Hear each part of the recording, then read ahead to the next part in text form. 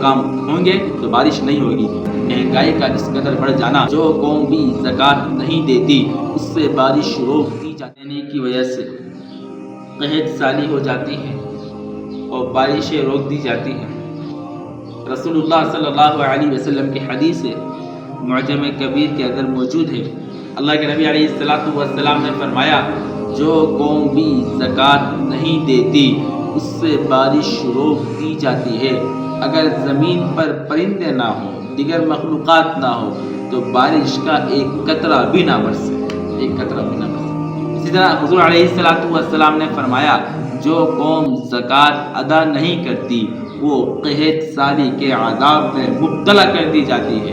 اللہ اکبر۔ قحط سالی کا عذاب یعنی چیزوں کا دسترس سے باہر ہو جانا، چیزوں کا مارکیٹ میں شارٹ ہو جانا، یعنی دوسرے لفظوں کے اندر مہنگائی کا اس قدر بڑھ جانا کہ ایک عام آدمی کی پہنچ سے چیزیں دور ہو جائیں۔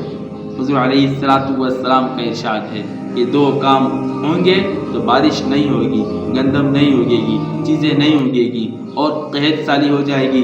جن چیزوں کا تعلق بارش سے نہیں ہے وہ چیزیں بھی مہنگی ہو جائیں گی۔ جب زکوٰۃ ادا کی جائے گی دونوں مسئلے حل ہو جائیں گے۔ آج ہمارے حکمران ملک کے اندر خوشحالی لانے کے لیے دیگر چیزوں پر زور لگاتے ہیں، کوشش کرتے ہیں، اس سے زیادہ ہم عوام کو زکوٰۃ کی ادائیگی کی فکر کرنی چاہیے۔ اگر زمین پر پرندے نہ ہوں، دیگر مخلوقات نہ ہو تو بارش کا ایک قطرہ بھی نہ برسے، ایک قطرہ بھی نہ برسے۔ اسی طرح حضور علیہ السلام نے فرمایا، جو قوم زکوٰۃ ادا نہیں کرتی وہ قحط سالی کے عذاب میں مبتلا کر دی جاتی ہے۔